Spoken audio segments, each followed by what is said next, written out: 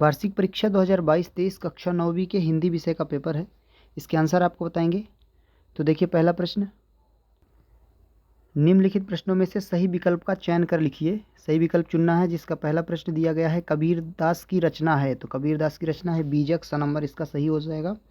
Second है हिंदी साहित्य का स्वर्ण युग माना गया है, तो भक्तिकाल, ब नंबर इसका सही हो जाएगा।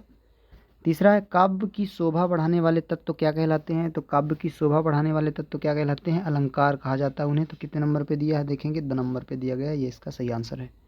चौथा है झूरी के साले का क्या नाम था, तो इसका अ नंबर हो जाएगा, गया नाम था, तो इसका सही आंसर है चौथे का।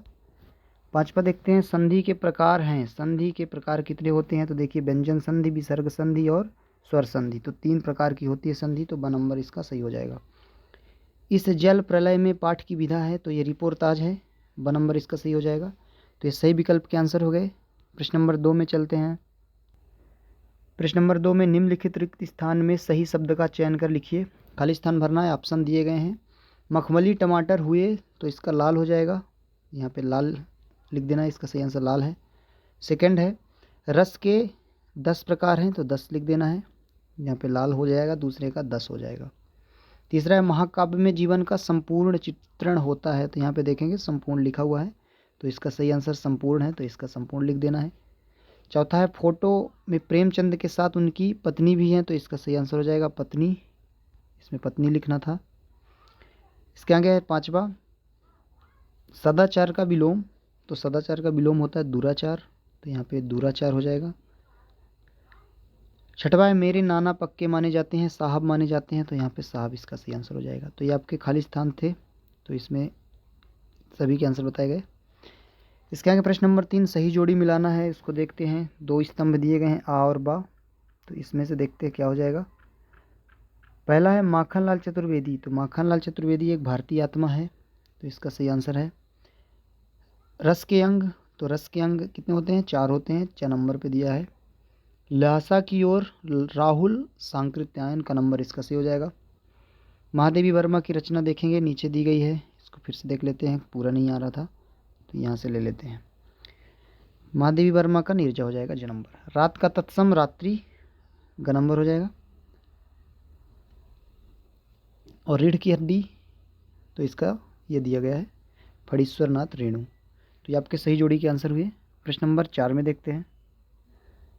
प्रश्न नंबर 4 में निम्नलिखित प्रश्नों के उत्तर एक वाक्य में लिखना है।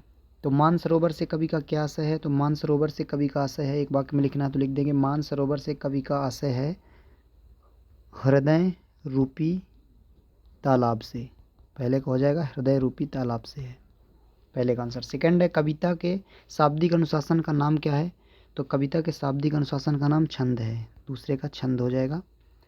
तीसरा है साहित्यिक पुरखे किसे कहा गया है, तो साहित्यिक पुरखे किसे कहा गया, प्रेमचंद को, तो इसका सही आंसर हो जाएगा प्रेमचंद। चौथा है बल शब्द में वान प्रत्यय लगाने से शब्द बन जाएगा, तो बलवान बन जाएगा, बलवान, ये इसका सही आंसर हो गया। पांचवा है लोक में प्रचलित उक्ति क्या कहलाती है, लोकोक्ति कहलाती है, तो लोकोक्ति इसका सही आंसर हो जाएगा लोकोक्ति। छठवां है पाठ में बाढ़ के पानी को क्या कहा गया है, तो इसको क्या कहा गया है, इसको ध्यान से समझिए, इसमें लिखना था मृत्यु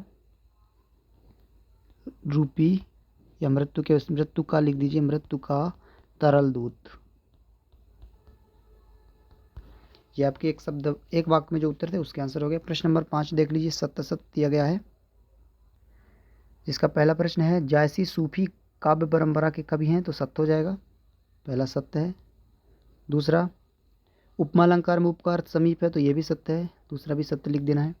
हुजूम का अर्थ जन समूह नहीं है लिखा हुआ है, जबकि हुजूम का अर्थ जन समूह है, तो ये असत्य है, तीसरे का असत्य लिख देना था।